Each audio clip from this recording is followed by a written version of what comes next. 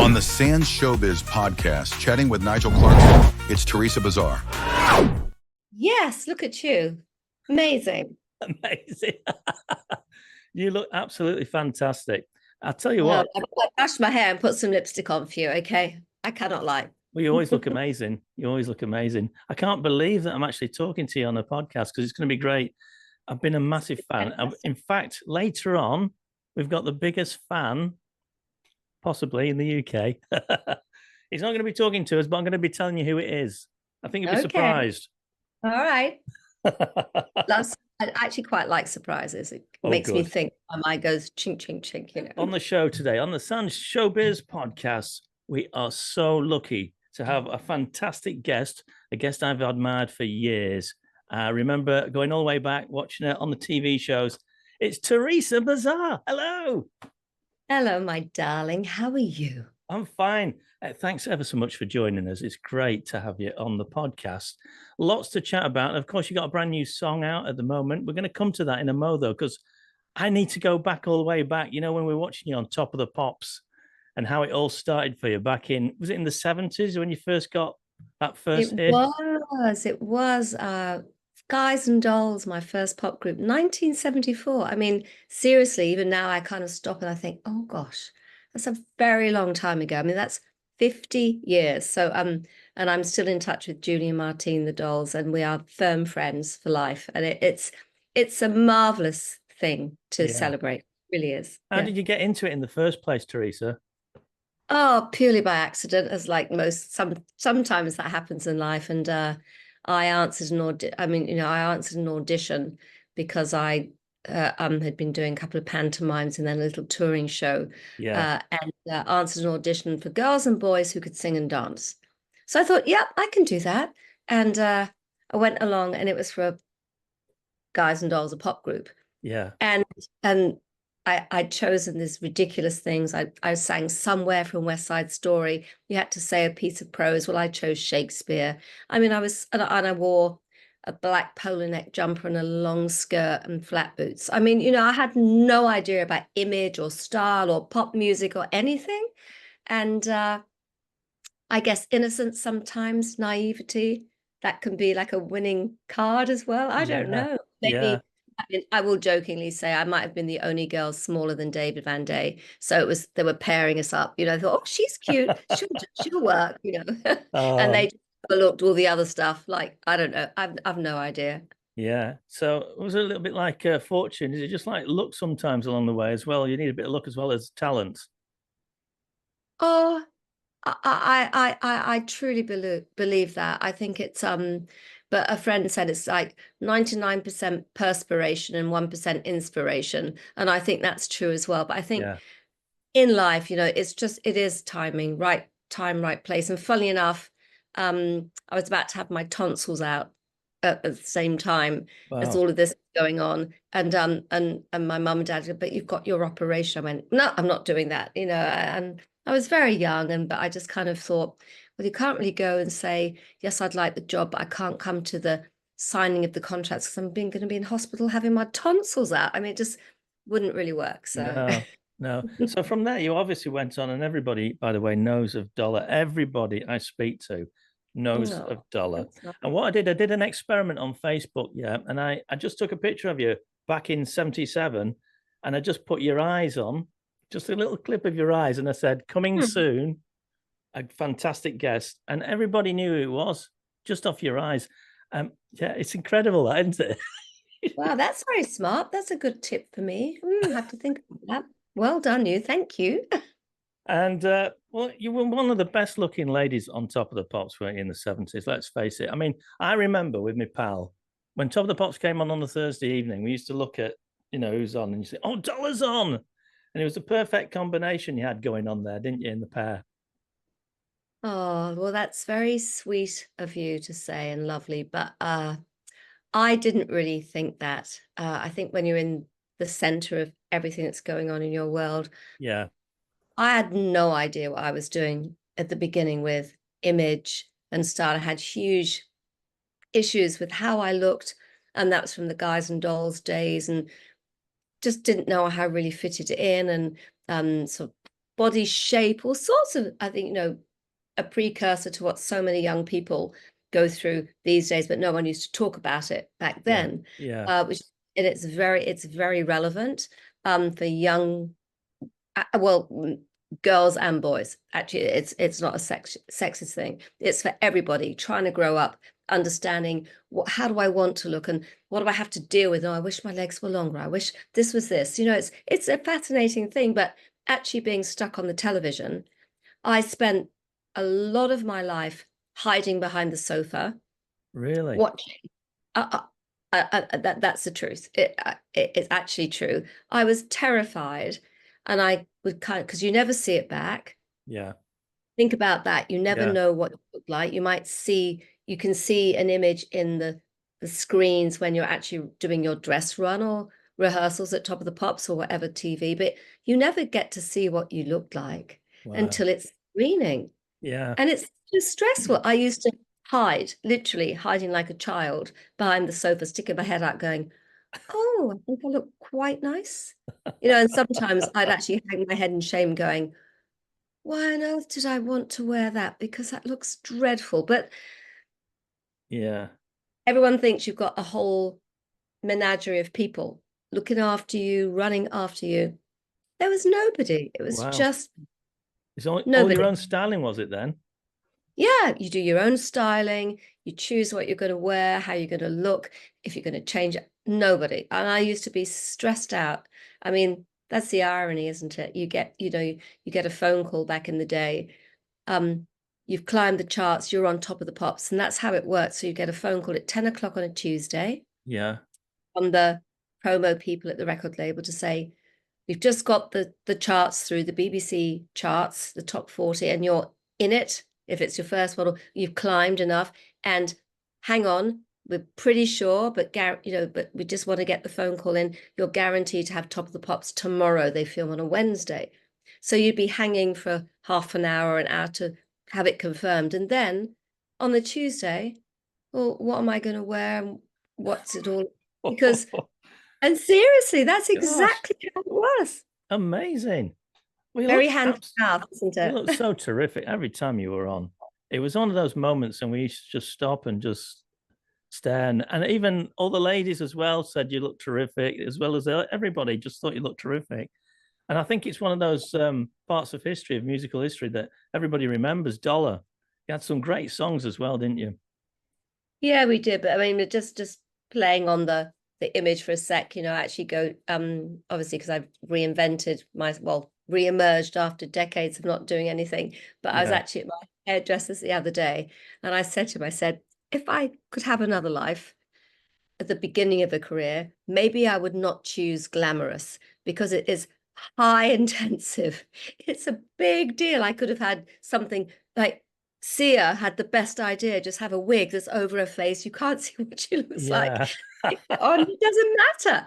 It's such a really, really low budget kind of way of doing things. I said, and we were laughing. I said, it's, but it was authentic, I suppose. That was just the alternative me. I just, not me as a shy, sort of introverted person. It was my alter image that I just wanted to be glamorous and but it was kind of my showbiz me, not my real me. Yeah, because you had all these hits and you were doing the videos as well, weren't you? Because a lot of videos came out as well. That was really the start of all the videos, wasn't it? Early 80s, it all started going then, really. I think Shooting Star, we were only the third act ever to have a promo video for Shooting Star. Yeah. Wow. And it was literally a chap with 2 tripods with cameras on in a studio. That's exactly what it was. There were so many great songs. I'll go back and I think my favorite, and I always remember singing along to it, Give Me Back My Heart. I think that's my favorite. Is that your favorite? Have you got a favorite? Oh, not really. As far as the hits go, probably, but probably it is Give Me Back My Heart, but for a specific reason, I guess. They're like your babies, basically. These massive records, and they do sort of change your life a little bit. And that was the end of the the peak of the Trevor Horn era. Yeah. But yeah, Give Me Back My Heart, and particularly because of the ending, which was just accidental. The whole of that ending, which is just, you get bits of pure magic, I think, in pop. And that was, for us, that was one of them. Yeah. And it was accidental. And I can remember the moments. I can actually picture it in my head of what happened. And it was just me inventing something that Trevor gave me some Scrabble bits of writing on a piece of paper. He said, could you go in and do something with that? I said, what do you mean? He said, well, just think of a melody and just kind of sing it out on the end. Wow. I went, oh, okay.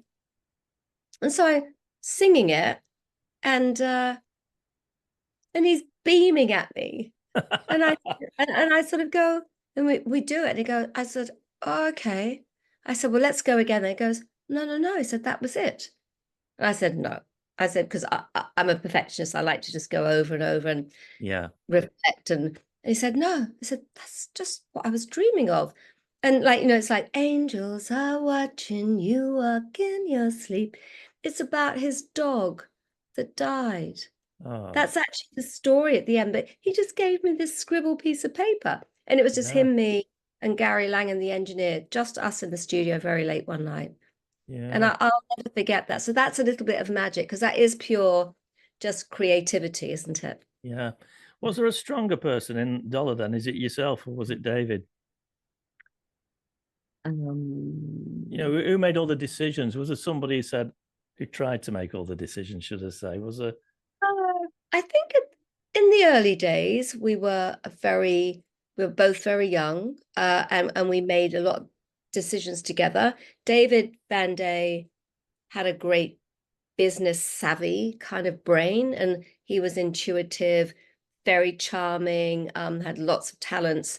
And so, no, we were very on the same page how the direction was going at the beginning. But when we started working with Trevor Horn after the Chris Neil era with those big hits, and then we became even bigger, that was when musically things were going the 80s so fast. And I think that's where creatively and musically I came into my real happy place.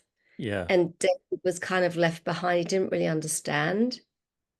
And he wasn't that interested. He was more like a nuts and bolts. Well, I want a hit record and I want it to be successful. And I'm going, but the process and the sounds, and it was just I was just entranced by it all. So, and I became like the studio nerd, who just hung out with the guys at the back there, learning. All the production, you were interested in all that side of it as well then, obviously. No women were in the studio in those days. There were the artists who would come in and come out, but I ended up hanging around all the time and learning. Yeah, all the time. Brilliant. So when did you decide to go a bit solo? Because you went solo eventually, didn't you? You thought, right, did you have some time off between that from Dollar, or did you just carry on? Or how did it work out? Well, really what happened was that David walked out. He actually broke up Dollar, which was, I guess, being very fair, Trevor Horn couldn't finish our album, which was a heartbreak because of ABC. And I saw Martin Fry actually about 2 months ago. And I said, you know what? I really should not like you very much, but I think you're fabulous. And we had a laugh and a good chat because we used to see each other in the studio a bit. And I actually heard the first songs in the studio. I was there one day and I was invited in, and I suddenly went, well, of course I understand why Trevor's doing this, because it was just, Poison Arrow. Unbelievable. Songs. Brilliant. So I said, yep, I guess that, trumped, it was just this thing. But so that's what happened. And then everything got too hard. So David Van Day left, and we were sort of had big, serious plans in place to break into the US market. And we had a US manager. Right. And I remember we were in Hong Kong, and I suddenly thought, I don't really know what to do here, because I'm stuck here now. And I phoned him. I said, well, I don't know what to do. I said, it's not normally a thing I would admit, because I normally know what to do. he said, well, what you're going to do is you're going to get on a plane and come and speak to me in New York by way of Hawaii with 2 days R&R. Yeah. At the Kahala Hilton. He said, this is the hotel. And he actually told Wow. me, he said, you are going to stay here. I will book your room. You are going to get a flight. I will organize that. You are going to come and speak to me. And he ended up saying, you're going to be a solo artist and I'm going to manage you. And that's how it happened. Wow. One of the few times in my life where I was so adrift. I didn't really, because David and I had been an item for 7 years, first boyfriend, and all this career. And then suddenly, what do you do? I mean, lots of people feel like that. Yeah, Big career changes. Of course they do. It's scary. Yeah. So it was a turning of a new page really for you. And you thought, well, this is the start of something new. Yeah, it was. And I wasn't really that keen, but Bud Prager, who actually was the manager of Foreigner, one of the biggest rock bands. Another brilliant band again, aren't they? And I kept saying, why are you interested in me?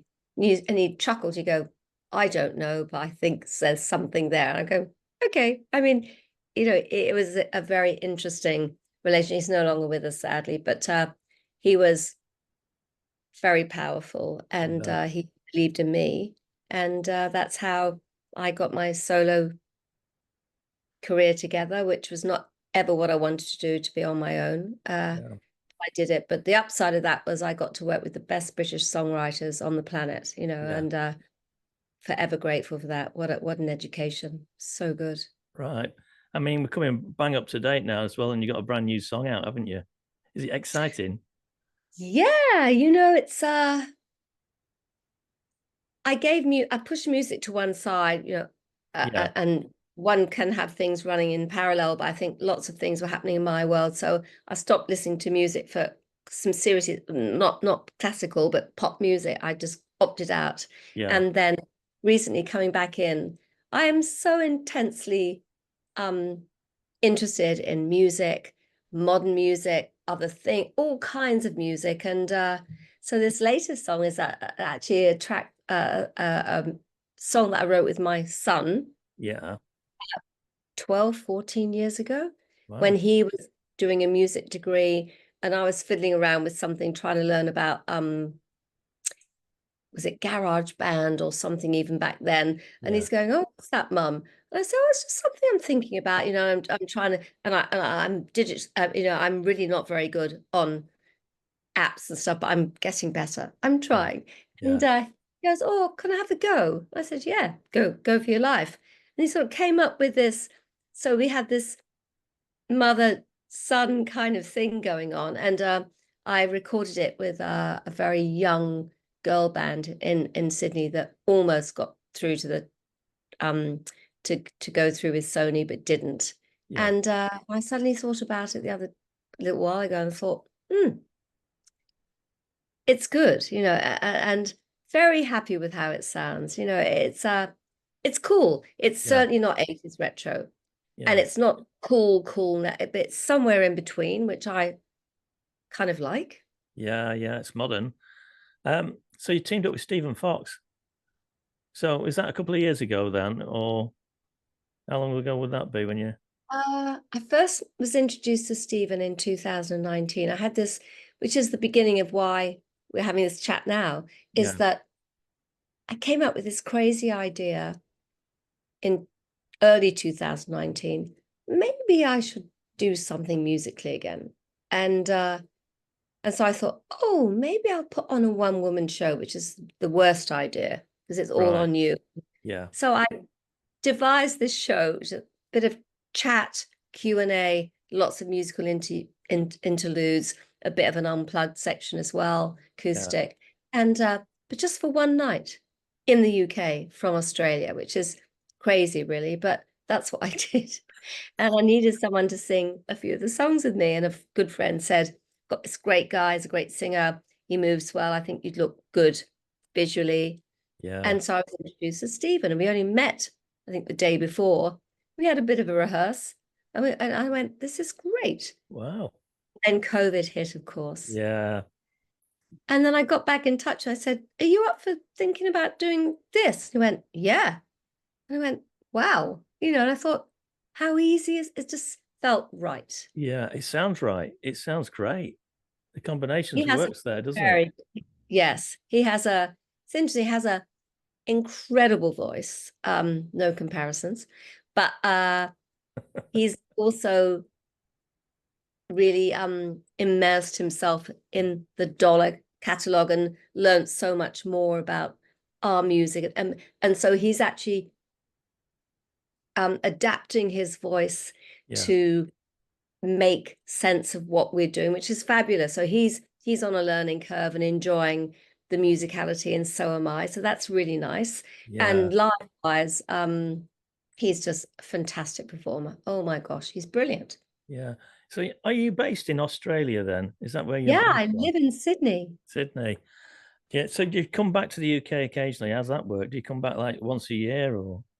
Oh no, I've been back and forth about twice in the last 4 months, and next year looks like I'm going to be back and forth about 4 times. So I'll almost be splitting my time. Lots of things in the pipeline. I mean, seriously, lots of things. And I didn't know if I'd want to, but yeah, I actually do. And I think the fab thing is, what I never thought about is that we all kind of grow older together. Yeah. Yeah, and it's an interesting thing with all our memories of what we have, our nostalgia and our interests. And it's kind of like it's a very communal kind of experience. And I love that. So the live shows were great. The festivals I did recently with Let's Rock, we did Let's Rock Scotland and Northampton. Never done a festival like that in my life. Never done a festival. Wow. It was such fun. Yeah. Oh, I loved it. It was absolutely amazing. Right. So you sound like you're right back on it now. You're really enjoying yourself now. I am. Yeah, I can see it in your face. Now I was going to come to the biggest fan right in the UK, and he's a good friend of mine actually. And he was a nightclub manager. When I say nightclub manager, he was in a big group in the UK, and he had 250 DJs working for him, and he used to travel around. He's called Tony Curtis. And that's a great name, isn't it? Before you start. Great name. Conjures up respect and pay attention. Yeah. Yeah. So I said, I'm going to be talking to Thereza Bazar. And he said, you're not. And he's one of your biggest fans. When we used to hang around together and all when we were kids, I mean, I'm in my 60s now, so is Tony. But like you said before, your memories. So am I. I know, but you look a lot better than me and Tony. So subjective. It's subjective. So when we went back, all those years, and I mean, you're right. Your memories are really strong, aren't they? Especially musical memories. Anything music-wise, double strong. And he said, "Oh no," and he said, "If I was to take Theresa out for a meal, like say you came over to the UK, what sort of restaurant would you like to go to? What would be your answer?" Okay, I'd like to go somewhere not too posh. Yeah. But elegant, understated, private, not too noisy so you can actually hear each other, and nice, clean, simple, quality food. Nothing fancy. Right, that's good because there's a cafe nearby to where he lives. Okay. All right. Okay. Tony, you listening? I hope so. All right. And I'm a pescatarian. I only eat fish and veggie stuff. So that's me. I'm very clean. No cream, sauces, and all that stuff. No. I'm a very clean, healthy eater. I'm a bit the same as you, but my wife likes to have all those sauces, and what? You have to go along with it sometimes, don't you? Yeah. I just can't. I really can't, and I'm very aware of. I'm a very small person with a big imagination, and you get to a point where you have to understand. If you understand your body, you have to know what's good for you. Do you know, I'm 69. Wow. I'm going to be 2025 is going to be such a busy year. I think I'm having a book out as well, if I could finish it, which would be another whole thing, another whole conversation. But I'm going to be 70. Can you imagine? It's a big number. And I'm going, I'm just getting my second mojo going. How could I be 70? It's just such a weird thing. Yeah. Well, it's fascinating. It really is interesting. It's interesting. You're amazing. You look amazing. I can't believe that. And I think a lot of people now don't think about it too much. It's a bit of a number, isn't it? And my sister's in the 60s, and she says it's just the new 50s. She puts it back like that.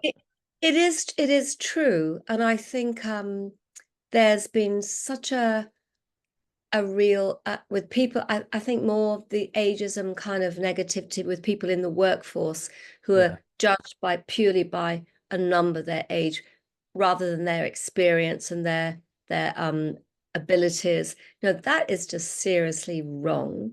And also the other side of it is whatever people are doing, and that's partly why I kind of like to bang the drum a bit. Whoever you are and whatever you're doing, don't let the number be a barrier to stop you trying to do whatever you didn't get to do when you were young, or whatever you wanted to do but you were too busy working or had commitments. Why is an age number stopping you from doing? Have a go. What's stopping you? I think that's really important, because it shapes who we are as we get better. Really, because you're feeling that and you're enjoying yourself. Doesn't it helps you health-wise, doesn't it?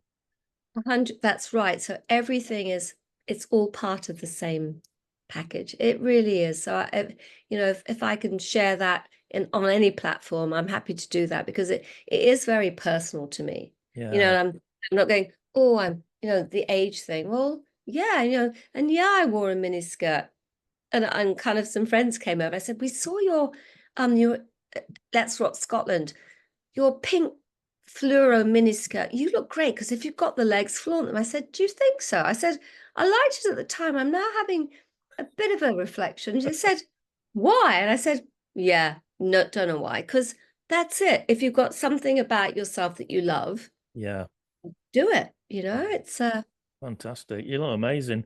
So Stuck's out at the moment. Are you got plans to bring out any more songs after that, or is it just just sticking with that one? I was going to say get stuck with that, but that's lovely.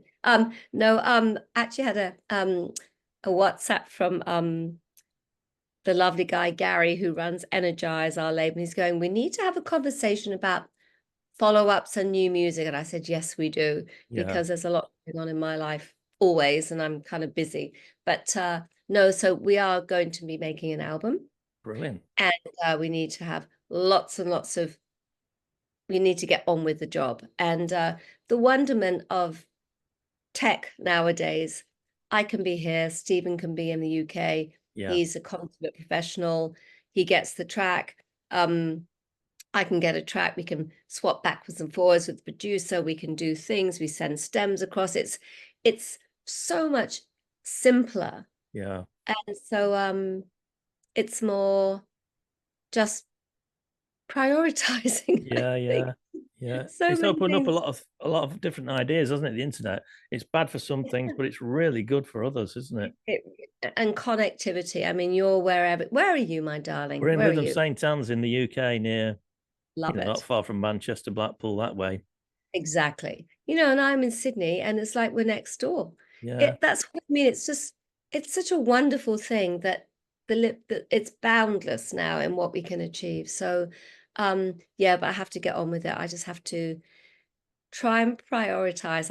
I'm like a butterfly. I'm flitting from this to that, and I'm also very practical and strategic, but to get it all together, and then life that gets in the way, all the stuff that we have to do. It is a problem when you're a creative person, and I get accused of that because I like to do all the production and stuff like that, and I've always done that. Oh, do you do that too? Okay, for radio stations and jingles, and I've had my own radio station for 3 years.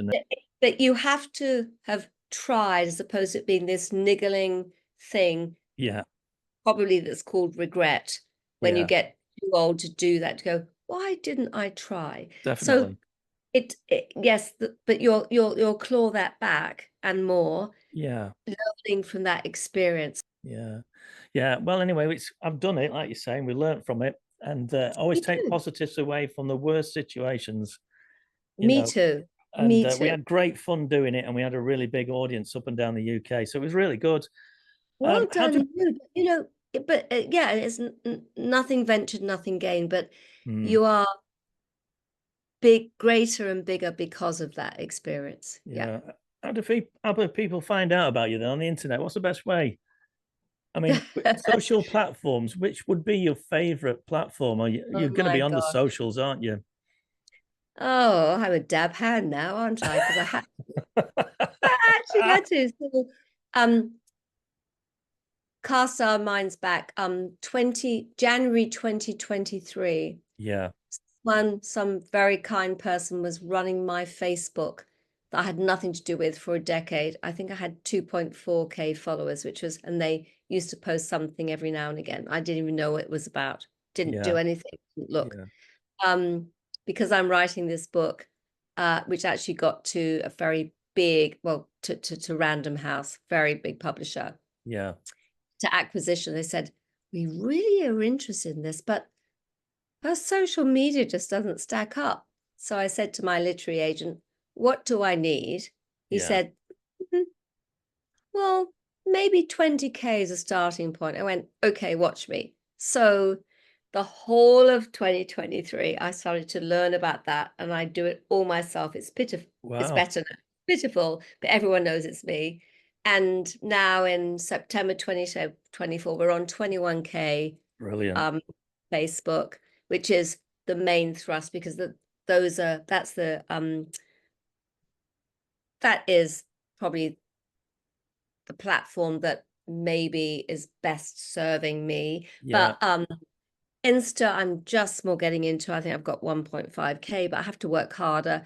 But I'm learning. Yeah. We're going to keep in touch anyway, because clearly we have a connection here, and we could be talking for hours. Great. Yeah. Wish you all the best with the latest song.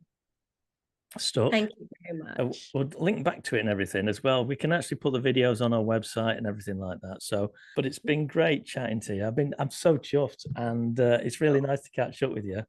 And just say hi to Tony, will you, before we go? Hello, Tony. This is a message just for you from me. You just let me know when you're around, and when I'm in the UK, if I can pop by to that little cafe round the corner, that would be really lovely, and we could just catch up. How about that? Thanks again for joining us anyway, Thereza. It's lovely to have you on, and maybe we'll speak soon, maybe in the new year or something, when things are... you'll probably be too busy by then. No, I won't. I'm never too busy for people that I like. Never, ever. If I have info that is good to talk about, I'll send you an email and just go, oh, this is happening. Do you want to schedule a chat for whenever you think that would be appropriate to market and do something? Of course I will. Lovely. Brilliant. Okay. Of course I will. I'll let you go anyway, and we'll speak soon, hopefully. Yeah. Lovely to meet you, and maybe we'll meet in person when I'm there next year. That'd be great. That'd be fabulous. Thanks so much. Take care. Have a lovely day. Yeah, you too. Bye now. Bye. Bye. Thank you for joining us and sharing in the untold stories of the stars. In the world of showbiz, there's always another story waiting to be told. See you next time. Sands Showbiz Podcast. Get your entertainment.